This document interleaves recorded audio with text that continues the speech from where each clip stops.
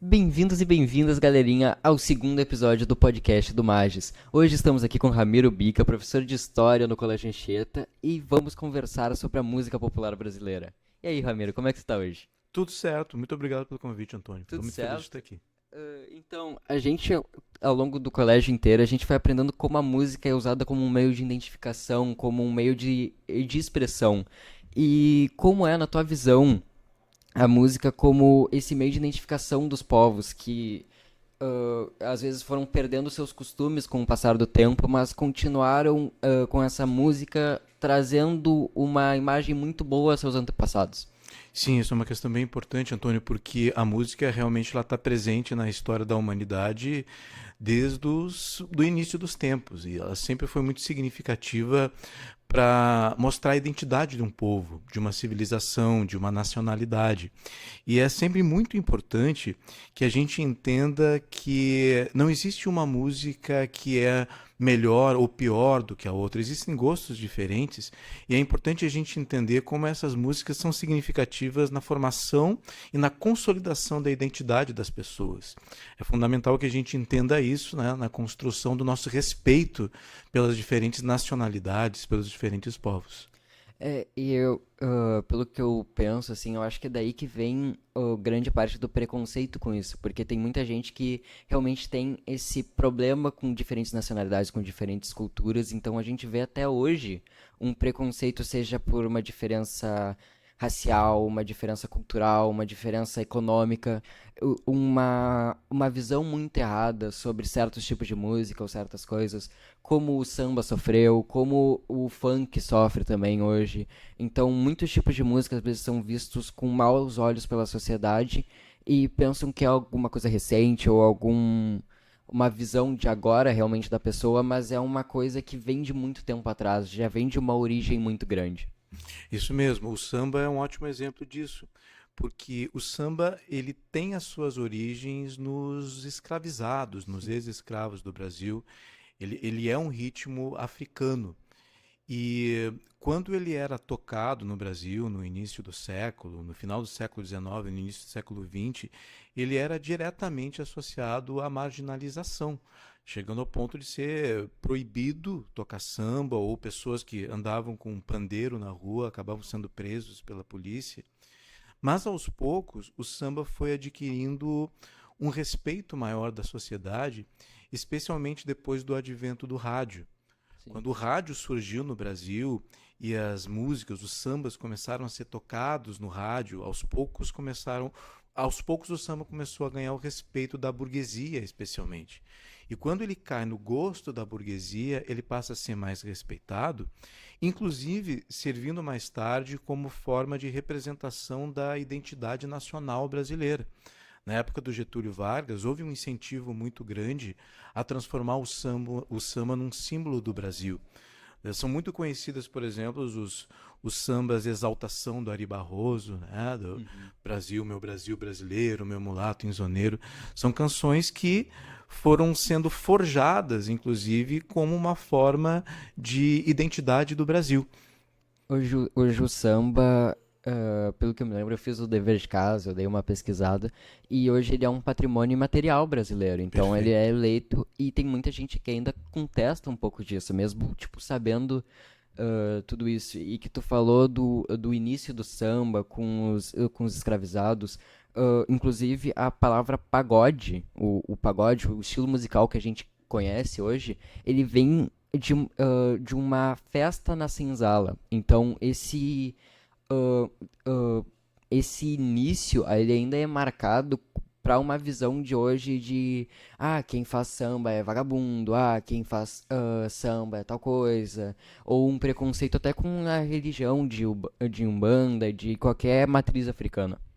Sim, a gente vê o samba muitas vezes, até hoje, ainda muitas vezes associado à pobreza, né? A pessoas de classes mais baixas, porque o samba tem um histórico de preconceito. E romper preconceitos é uma coisa muito difícil, né? Não sei se foi o Einstein que disse uma vez que é mais difícil tu romper com preconceito do que romper um átomo, alguma Sim. coisa parecida. Mas felizmente a música é um instrumento excelente para se romper com preconceitos, né? Um exemplo disso é a gente perceber o quanto o samba tem ganhado mais espaço na história do Brasil. Quanto o samba ganhou espaço na história do Brasil, e é um gênero musical que, com as suas letras, né, com a sua melodia, com o seu ritmo, simbolizam muitos aspectos da história do Brasil. Sim. Se a gente colocar no papel a história do Brasil, década por década, a gente vai perceber como em cada uma dessas décadas nós temos canções, não somente o samba, que representam muito bem os acontecimentos históricos, culturais, sociais daquele momento. Então, além da música, de uma maneira geral, das canções serem importantes para nossa alma, né? Para o nosso desenvolvimento como seres humanos sensíveis, ela também é fundamental para a gente compreender politicamente o mundo e o país Sim. em que a gente vive. E ainda o samba ele sempre se tratou de mostrar um cotidiano, se mostrar a vida da classe trabalhadora, do povo mais oprimido.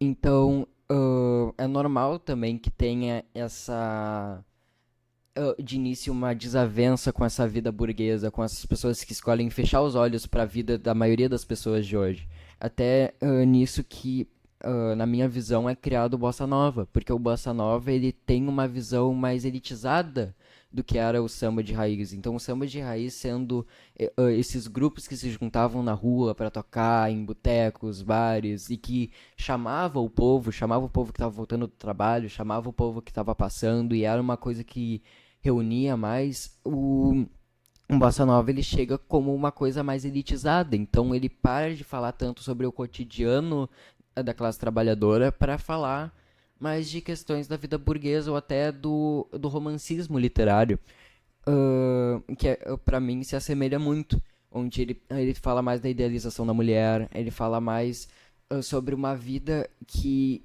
é muito mais num pensamento, é muito mais do amor que eu sentia por ela do que realmente num cotidiano que estavam vivendo.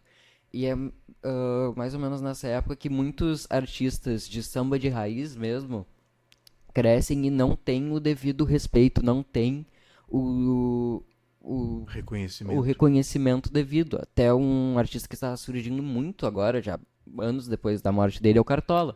Então muita gente está parando para ver, nossa, realmente o Cartola era muito bom. E o Cartola ele morre na pobreza, ele morre passando a vida inteira, dedicando a vida dele inteira ao samba, à cultura popular brasileira, e ele morre na pobreza. Sim. Então, enquanto surge muitos artistas que acabam tendo muito mais palco, sendo o filho de produtor, filho de uma pessoa importante, que acabam tendo contatos melhores, tendo um modo mais facilitado de entrar para esse mundo da arte, às vezes nem sendo, não querendo medir talentos, mas sendo às vezes até menos talentosos do que morreram na pobreza. Isso, o exemplo da bossa nova também é interessante porque surgindo nos anos 50, é um gênero musical, na verdade, é um gênero musical que tem uma influência muito grande da cultura norte-americana. Sim, É uma influência do jazz, é muito grande sobre a bossa nova. Podemos dizer em grande medida que é uma mistura a bossa nova do jazz com o samba, sim, né? E como tu mesmo disse, na bossa nova a gente tem toda uma temática voltada para essas coisas belas do cotidiano que estão muito mais relacionadas com a vida burguesa daqueles jovens, né? É a música dos jovens dos anos 50 que rompe com um tipo de música que era comum até então, que falava muito de dor, que falava muito de sofrimento, inclusive da própria vida trabalhadora, né? Mas até a maneira de cantar também da bossa nova, sim, que foi consagrada pelo João Gilberto, né? uhum. Nas interpretações do João Gilberto, é uma maneira de cantar mais suave, Mais tranquila. mais tranquila, que está completamente, que é antagônica àquela maneira de cantar de um Vicente Celestino, por exemplo, ou de um Orlando Silva, que precisava cantar com todas as forças do pulmão para se fazer ouvir, até por uma questão também de tecnologia mesmo, né? Para Sim, tu gravar os discos nos anos 30, né? Não Até os era anos uma. Não 40. tinha a mesma tecnologia Era que muito tinha. mais complicado, né? Sim. Para tu gravar aqueles bolachão, tu tinha que cantar muito alto, ter uma voz muito potente para aquela voz ser gravada naquele disco. Com o avanço da tecnologia, isso não era mais necessário, né? E tudo isso se mistura com um novo contexto político. A gente não pode esquecer que a bossa nova surge durante o governo do Juscelino Kubitschek, né, que não por acaso é apelidado de presidente bossa nova, porque Sim. ele queria fazer uma grande reforma do Brasil, uma Queria grande deixar tudo transformação, mais lindo, tudo mais mais. moderno, Sim. né? Tudo mais suave no Brasil, né? A colocar o Brasil na trilha do desenvolvimento. E a Bossa Nova, na visão desses artistas, desses compositores, o Tom Jobim, o Vinícius de Moraes, o João Gilberto, estava integrado a isso, né? Seria uma Sim. espécie de evolução da música brasileira, uma evolução entre aspas, né? Porque como a gente já viu, cada música tem a sua época, né? Tem a sua maneira de representar aquela época. Então nunca é melhor ou pior. E isso vai ao encontro daquilo que tu citou anteriormente, né? Do preconceito com o funk. Né? É complicado para quem gosta de uma determinada música, como eu, por exemplo, que gosto de bossa nova, gosto de samba de raiz, gostar ou respeitar, digamos assim, tanto o funk quanto essas músicas. Mas ela é um tipo de música digna de respeito Sim. e muito criativa. Se a gente for pensar, é um dos estilos ou gêneros musicais mais criativos que surgiram na história do Brasil até então. E é um estilo musical. Eu também. Eu sou um grande fã de bossa nova, eu gosto muito de samba de raiz. E eu consigo também entender uma coisa que a condição que o funk foi criado. Então eu vejo que tem muita gente que acaba tendo um preconceito muito grande com as coisas sem entender a origem delas. Tipo, até que tu falou dos Estados Unidos, a criação do rock and roll, do blues. O blues ele vem diretamente de uma criação muito parecida do que o samba foi pra gente. Então ele vem dos escravizados e dele sai o rock, dele sai o jazz, dele sai muitas coisas e também ele tem essa temática mais pesada. Então era normalmente um bluesman que ele ficava com uma guitarra ou com um violão e era ele e não tinha mais tipo tanta gente acompanhando o blues é uma não se trata de uma sigla, mas tipo uma gíria americana para se referir triste. A tristeza, sim. Então, era um cara que ele tava simplesmente cantando as mágoas dele com um violão ou com uma guitarra, sabe? Então, eu sinto que também, em épocas passadas, era uma coisa. A música ela servia para expressar esses sentimentos mais pesados, esses sentimentos mais agoniantes que não conseguia Sim. soltar. E isso tem também, está muito relacionado ao contexto histórico, né? Porque assim como a música é uma manifestação de um determinado contexto histórico. A arte e a arte de uma maneira geral, elas são inerentes, né, ao contexto em que elas surgem. Então elas representam de uma maneira ou de outra não somente a vida daquele compositor, daquele intérprete, mas aquilo que está em torno dele, sob o ponto de vista político e social. Como tu bem disse, né? No caso do blues, os negros americanos, né? Os próprios negros brasileiros, eles expressam essa dor, eles expressam seu sentimento diante do mundo.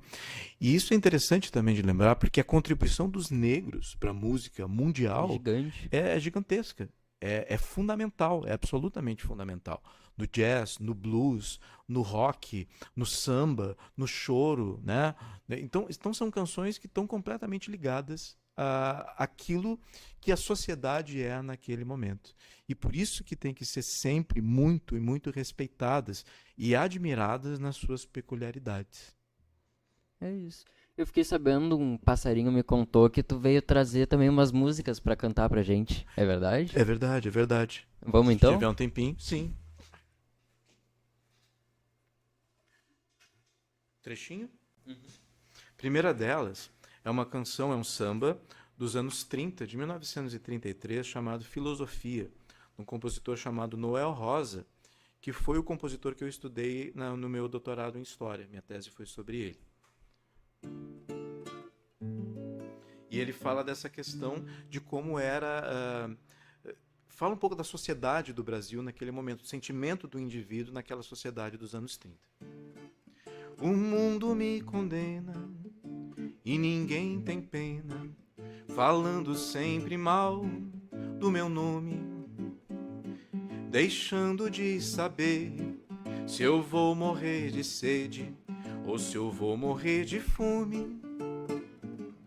Mas a filosofia hoje me auxilia a viver indiferente assim. Nessa prontidão sem fim, vou fingindo que sou rico pra ninguém zombar de mim.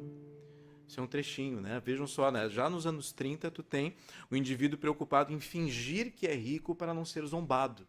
Que triste, né? Uma sociedade que as pessoas Sim. precisam agir dessa maneira. A outra canção é a Chega de Saudade, que é uma canção do Tom Jobim e do Vinícius de Moraes, interpretada pelo João Gilberto, que é o grande marco do início da bossa nova. E ela tem tudo isso que nós estávamos comentando, que é a leveza da letra, da melodia, né? Uma maneira diferente de cantar, tudo muito mais suave, falando de coisas do cotidiano que são coisas leves.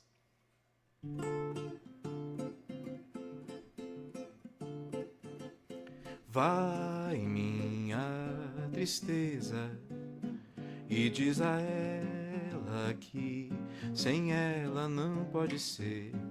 Diz-lhe numa prece que ela regresse, porque eu não posso mais sofrer.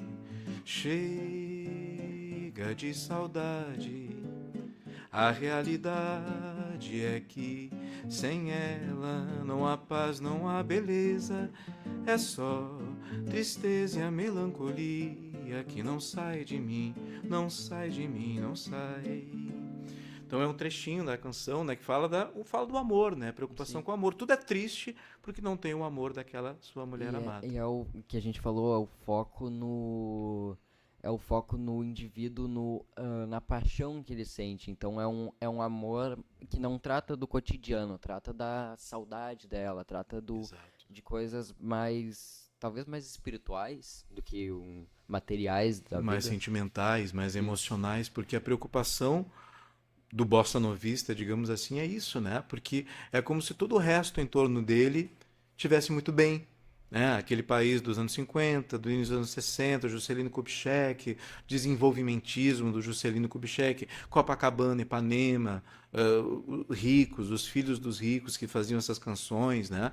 São pessoas muito bem de vida que compõem Sim. e que foram procurar no Morro, por exemplo, conversando com o Cartola, como tu citou, foram procurar no Morro uma referência nacional que eles misturaram com essa realidade deles, porque a nossa referência nacional vem muito do mais pobre, Sim. né, do negro escravizado, do ex-escravizado, né, que transformou e foi fundamental na construção da cultura brasileira.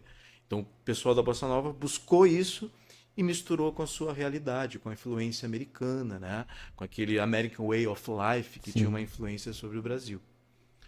E a última canção, que se chama Mestre Sala dos Mares, é interessante porque é um samba dos anos 70, mas fala de um acontecimento lá do início do século XX, que é a Revolta da Chibata, que tinha como grande referência, grande líder, o João Cândido, chamado de Almirante Negro, que Sim. na canção é chamado de Navegante Negro, por causa da censura do regime militar na época, que dizia que almirante não pode aparecer na canção.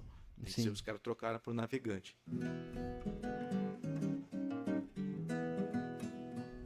Há muito tempo nas águas da Guanabara, o dragão do mar reapareceu na figura de um bravo feiticeiro, a quem a história não esqueceu.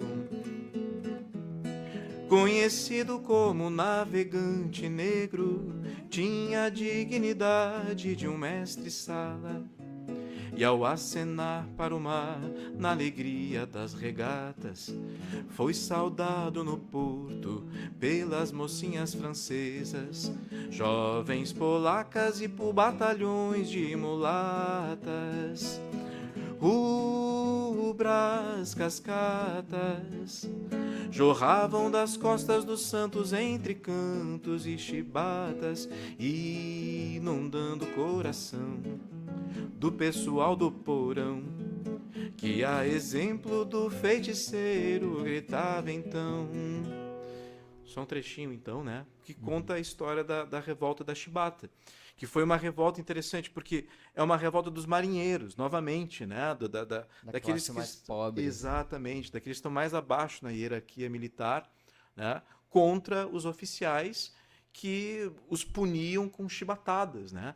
E aqui na E, e, canção ele é as- visto como o e essa grande herói. música ainda num contexto de ditadura militar, ainda nesse contexto que fala sobre uma violência exacerbada, fala sobre uma falta de condições que eles tinham e nessa busca por condições eles são castigados. Então isso ainda, nesse momento, ainda pega mais fundo na questão. Então ainda é mais inteligente o mudar o almirante negro para o navegante negro. Que na verdade foi uma exigência, né? A exigência porque tudo tinha que passar pela censura, então um monte de coisa tinha que ser colocada nos mínimos detalhes para poder ser tocada no rádio, né? Essa letra do Aldir Blanc, a música do João Bosco.